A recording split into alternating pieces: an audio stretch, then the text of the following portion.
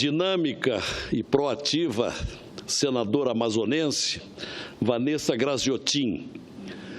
Senhores senadores, senadoras, telespectadores da TV Senado, ouvintes da Rádio Senado.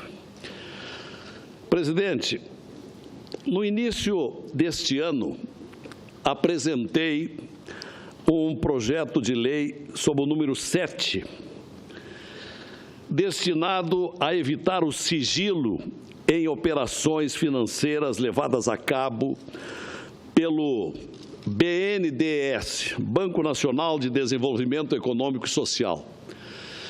E permaneço numa expectativa muito grande de que este projeto entre em pauta o mais breve possível, porque se trata de uma instituição que foi dita como a grande caixa preta do Brasil há muitos anos. Um banco de necessidade e conveniência social, mas que tem gasto muito e durante muito tempo sem a gente saber para onde estão indo esses gastos, financiando quem e por quê. E, inclusive, aqui no Senado Federal, nós tentamos, no ano passado, instaurar uma CPI para investigar o BNDES, mas não conseguimos. Até a iniciativa foi do senador Caiado e não houve o número suficiente para a instauração desta CPI. Eu lembro que o número necessário era de 28, nós chegamos até 22 e não fomos além. Então, por isso, eu quero falar sobre esse projeto de lei número 7, que, repito, estou esperando que ainda consigamos colocar em pauta, num primeiro momento, na CCJ, na Comissão de Constituição e Justiça, e depois, se possível, ainda este ano, trazer ao plenário, e sei que é do interesse de todos os brasileiros. Para todas as pessoas que falam desse projeto, as pessoas aprovam e reconhecem a sua conveniência para que haja transparência nos financiamentos. Porque esse é o problema. Os empréstimos feitos pelo BNDES. Esse projeto nasceu do diagnóstico amplamente conhecido de que uma das piores barbeiragens do governo Dilma foi a concessão descuidada e imprudente de dinheiro público subsidiado, como se fosse a panaceia universal que salvaria a nação. Um trágico engano. O dinheiro público barato atiçou as garras de grandes grupos empresariais, ou seja, a relação privilegiada, espúria e antirrepublicana entre governo e grandes grupos econômicos privados. No limite, esse compadrio levou a coisas como, vejam só, a edição de medidas provisórias editadas com o propósito de favorecer uma determinada e grande construtora, como apontam as notícias repetidas de jornais que divulgam as mais recentes novidades da Operação Lava Jato. Então, senhora presidente, os empréstimos do BNDES, é bom lembrar, é dinheiro público, ou seja, de todos os brasileiros. São oriundos do dinheiro captado no mercado pelo governo quando emite títulos. Como exemplo, em março do ano passado, o governo federal pagava 12,75% de juros de taxa Selic, mas, por outro lado, o BNDES cobrava 5,5%, menos da metade da taxa Selic. Menos da metade o BNDES cobrava em seus empréstimos, ou seja, era um empréstimo fortemente subsidiado. É claro que não havia transparência em relação ao destino, à motivação e às condições do empréstimo. Isso era uma clara violação aos princípios básicos da administração pública que estão inscritos na Constituição Federal: moralidade, publicidade e impessoalidade. A falta de clareza, já dizia, quando da apresentação do projeto, traz o risco de negócios temerários ou desnecessários do ponto de vista econômico, ou pior ainda, o favorecimento de pessoas próximas do poder. Aí é que está o problema, empréstimos a amigos do rei. Mas sejamos justos, não foram apenas os grandes barões e amigos do rei que foram favorecidos durante o governo petista. A coisa foi ainda muito pior. O dinheiro do trabalhador brasileiro foi usado com abusiva generosidade para favorecer os países amigos do Partido dos Trabalhadores. Vou apresentar alguns exemplos. Peço atenção de todos, especialmente os telespectadores e ouvintes, o que foram e para quem foram os empréstimos do BNDES. Isso está na internet. 682 milhões de dólares. 682 milhões de dólares na construção do Porto de Mariel, em Cuba. 1 bilhão, eu disse 1 bilhão de dólares para a construção do metrô na cidade do Panamá. 152,8 milhões de dólares para a execução da estrada Madem-Colón, também do Panamá. 1,5 bilhão de dólares no soterramento do ferrocarril Sarmiento da Argentina. 732 milhões de dólares para as linhas 3 e 5 do metrô de Caracas, do Hugo Chávez e do Maduro, na Venezuela. 300 milhões de dólares na segunda ponte sobre o rio Orinoco, também na Venezuela. 125 milhões de dólares no aeroporto de Nacala, em Moçambique. 180 milhões de dólares na construção do BRT de Maputo, também em Moçambique. Além disso, é bom observar que esses empréstimos tinham destino certo, segundo o relatório elaborado pelo Tribunal de Contas da União. Vejamos, pasmem este dado, senhores. 82% do dinheiro do BNDES para operações internacionais foram para quem? Imaginem, lhes dou tempo para pensar. 82% do dinheiro do BNDES para operações internacionais foram para a Odebrecht. A Odebrecht, do senhor Marcelo Odebrecht, que está na cadeia há 1 ano e 4 meses, amigo preferencial de Lula, cujo presidente, é bom lembrar, repito, está preso, fazendo agora delação premiada. Em troca dessa delação premiada, vai permanecer até dezembro do ano que vem na cadeia. Outros 9,6% foram para Andrade Gutierrez, 5% para Queiroz Galvão, 1,6% para Camargo Correia e 1% para a OAS. No total, esses 5 empréstimos levaram 99,2% das operações internacionais. Difícil dizer que não haveria um direcionamento das ações do BNDES.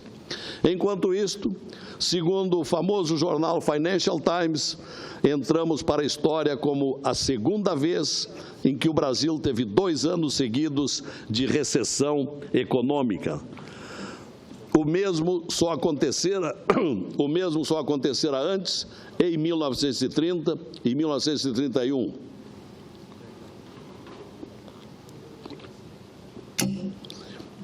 Em 1930 e 1931, depois da quebra da Bolsa de Valores de Nova York, em 1929.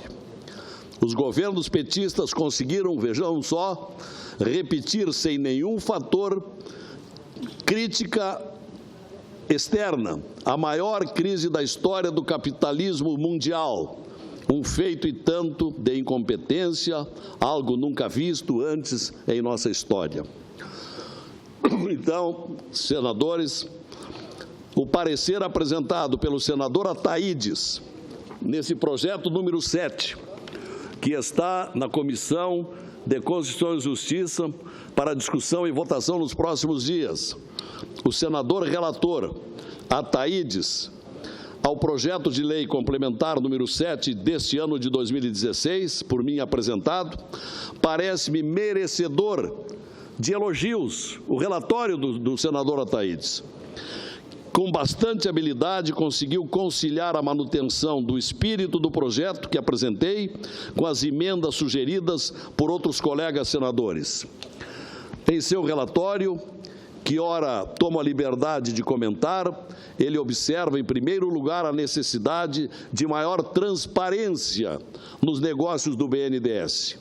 E, em segundo lugar, o tamanho das operações do banco.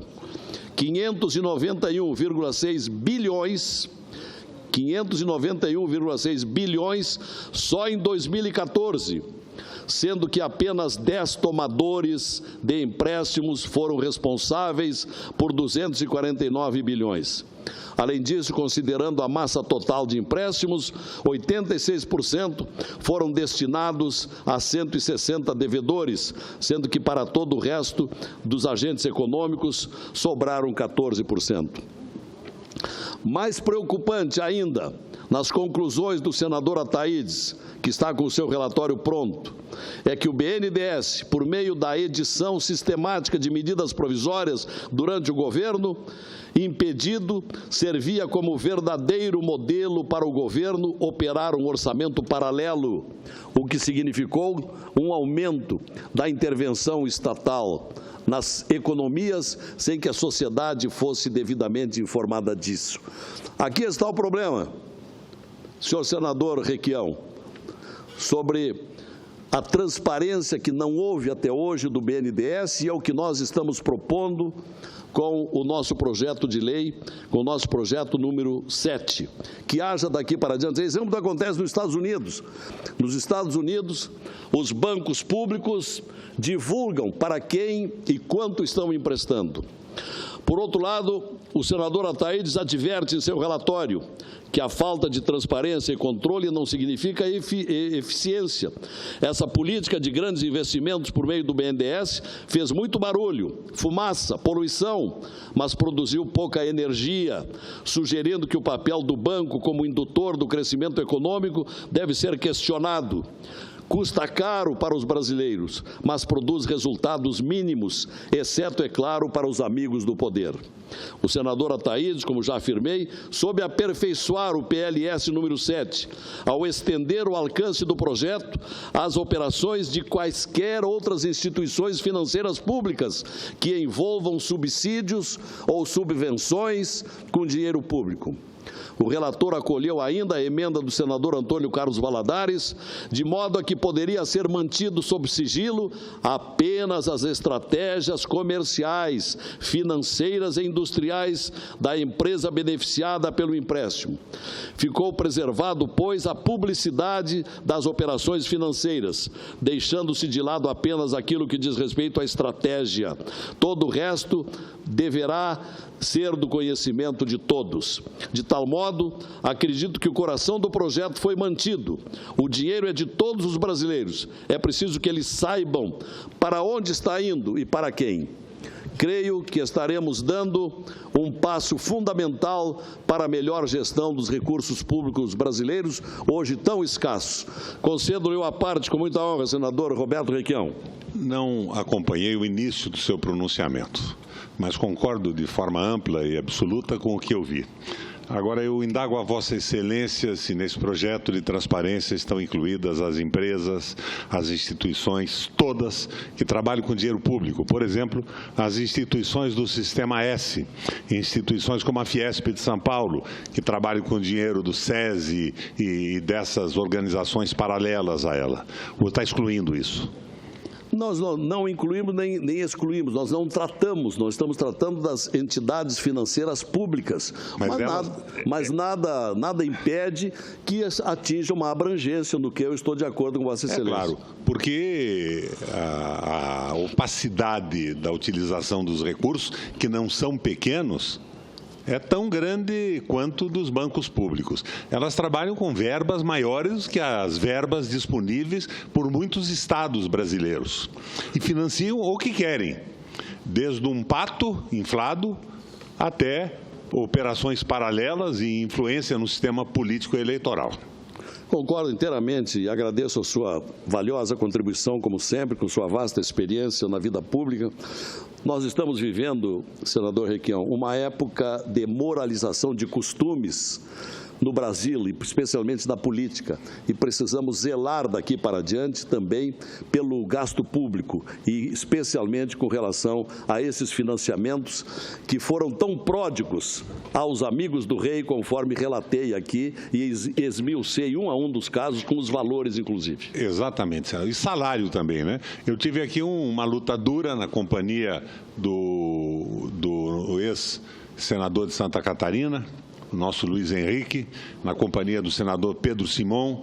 Com dificuldade aprovamos na CCJ a obrigatoriedade da publicação de salários da Petrobras, dessas empresas todas. E isso desapareceu no Congresso. A coisa vem para a mesa ou vai para a mesa da Câmara e nunca mais é votada. Então, são problemas internos, senador Lazier, que eu acredito que tenho também a sua concordância. Por exemplo, o que acontece no Senado hoje com essas comissões especiais? A mesa resolve quem participa delas. Exato. E escolhe conforme a tendência de cada participante. A relatoria no Senado da República devia seguir os princípios da relatoria dos tribunais, por um algoritmo de computador distribuindo de forma absolutamente impessoal. E o senador que não quisesse relatar, ele não teria direito de indicar outro, mas entraria no processo automático de redistribuição. Eu, por exemplo, eu não sei porquê, pelas posições que tomo, sabe Vossa Excelência que sou um nacionalista e progressista, eu não participo de nada mais. O meu partido, o PMDB, eu não lembro quando é que houve a última reunião da nossa bancada. Mas eu não sou indicado rigorosamente para coisa alguma. E não é por falta de vontade de participação, porque a minha participação é evidente nos debates do Senado Federal. Mas nós estamos vendo uma dominação por parte da mesa, uma dominação ideológica. Todo mundo fala que não devemos ter ideologia, mas é o neoliberalismo que está dominando a discussão. Por exemplo, esta PEC 241, ela é absolutamente ideológica. Então, isso é que não podia acontecer. O Judiciário já avançou na distribuição de relatores e na forma de participação nos votos, mas o Congresso não. Outra coisa que tinha que acabar no Senado Federal. Nós temos esse maravilhoso sistema digital de identificação das pessoas e de voto. Por que essa conversa de voto de liderança, se as lideranças não se reúnem com as suas bancadas? Que espécie de negociação existe atrás de tudo isso no Congresso Nacional? Vamos moralizar os bancos, mas vamos nos preocupar também com a transparência na nossa casa, na nossa instituição, ou seja, no Senado da República e na Câmara Federal. Senador Requião, eu saúdo o seu destemor ao apontar dois velhos vícios dessa casa. Eu sou novo nessa casa, estou apenas 1 ano e 8 meses aqui, mas sempre fui um inconformado com esses critérios. Quanto ao poder absoluto dos líderes, que realmente não nos comunicam o que decidiram, e presentemente, como o meu líder está licenciado, eu estou tendo a liberdade de representá-lo na única reunião que foi realizada até agora. E espero que nas próximas também esteja presente. Realmente é preciso que os líderes compartilhem, antes de ir para a reunião, para a tomada de posição de bancada e comunicar depois o que aconteceu. E, por outro lado, essa questão da designação de relatores. Estou inteiramente de acordo, não é crível que numa casa democrática como essa, escolha-se aquele que melhor convém para ser o relator de determinadas matérias. Concordo inteiramente, deve haver sorteio, como existe nos tribunais do Brasil. Quando presidi a Comissão de Educação do Senado, eu distribuía os processos por ordem alfabética. Se um determinado senador rejeitava a relatoria, seguia por ordem alfabética para o próximo. Eu sou presidente da Comissão Mista do Parlasul, e a Comissão Mista do Parlasul age da mesma maneira. A relatoria é dada a cada um dos senadores por ordem alfabética. Alguém diria, não, mas nós temos um sistema representativo de legendas partidárias, os partidos poderiam falar, não há esse problema, porque sempre se pode apresentar um relatório paralelo, discordando do relatório do